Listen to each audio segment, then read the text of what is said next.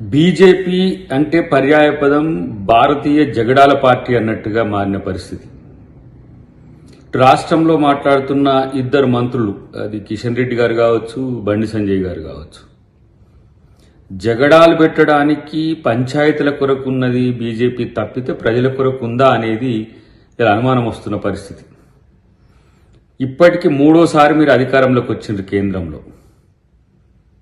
మీరిద్దరు ఈ రాష్ట్రానికి లేదంటే మోడీ అమిత్ షా తెలంగాణ రాష్ట్రానికి ఏం తెచ్చిండ్రు అని చెప్పడానికి మీకేమైనా సమాచారం ఉంటే మీరు ఎక్కడ పిలిచినా రావడానికి కాంగ్రెస్ ప్రభుత్వం, కాంగ్రెస్ పార్టీ సిద్ధంగా ఉంది.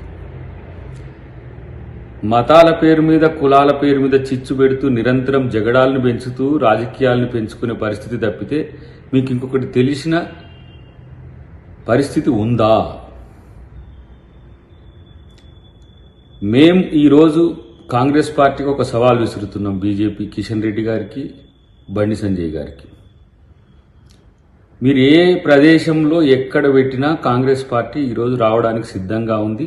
మీరు అభివృద్ధి కోసం, సంక్షేమం కొరకు ఈ రాష్ట్రానికి తెచ్చిన ప్రాజెక్టులేంది, నిధులేంది, తెలంగాణ రాష్ట్రం ఇచ్చిందేంది అని చర్చించడానికి సిద్ధమా?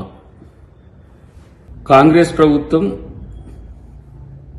బీసీలకు మేలు చేసేందుకు కుల జనగణన చేసింది. మీరు ఏ రాష్ట్రంలో చేయకపోగా ఆ కుల జనగణన సరిగ్గా జరగలేదంటారు. ఏ విధంగా సరిగ్గా జరగలేదో సైంటిఫిక్గా మీరు ప్రూవ్ చేసేందుకు మీరు రండి.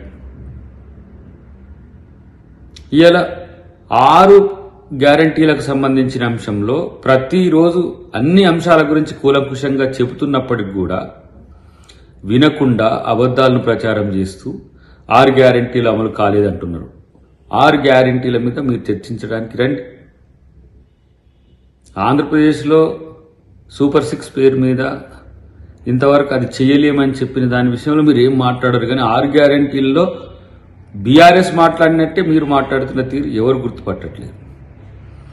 లేదు, రాష్ట్రాభివృద్ధి కోసం రేవంత్ రెడ్డి గారు ఏ ప్రణాళికలు చేసిండ్రో మీకు తెలియకపోతే తెలియజెప్తాం, రండి, వినండి.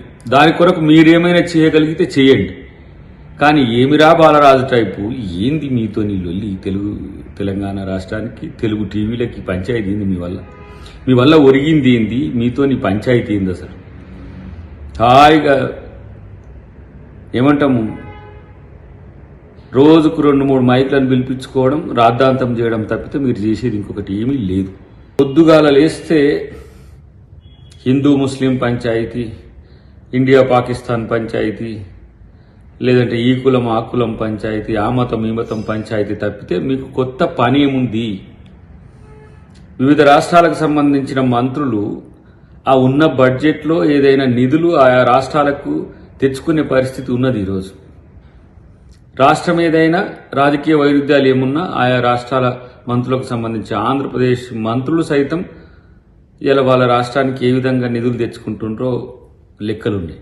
కానీ మీ దగ్గర ఈ రాష్ట్రానికి తెచ్చిన ప్రాజెక్టులేంది, ఈ రాష్ట్రానికి తెచ్చిన నిధులేంది అనే దాని దగ్గర చెప్పుకోవడానికి మాత్రమే కొన్ని అంశాలు ముందు పెట్టుకొని ఉన్నారు తప్పితే ఒక రిమార్కబుల్ చేంజ్ ఇన్నిసార్లు అయినా మీ దగ్గర ఏముంది?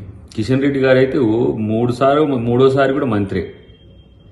కాబట్టి ఇలా కేవలం రాజకీయాల కోసం కేసీఆర్ లేని ఈ సందర్భాన్ని మేం వాడుకోవచ్చని కేసీఆర్ ఏజెంట్లుగా మారి కేసీఆర్ మాటలే బీజేపీ నాయకులు మాట్లాడుతున్న పరిస్థితి మనం గమనిస్తున్నాం. కాబట్టి రేవంత్ రెడ్డి గారు వేసిన ప్రధానమైన అంశాలకు సూటిగా సుత్తి లేకుండా సమాధానం చెప్పే దమ్ము మీకుందా? అది ఉమ్మడి వేదికను మీరు ఏదైనా ఏర్పాటు చేస్తే మేమందరం రావడానికి సిద్ధం, చర్చించుకుందాం. రాష్ట్ర ప్రయోజనాల కోసం తప్పితే జగడాల కోసం మాత్రం కాదు అనే విషయాన్ని గుర్తుపెట్టుకోండి.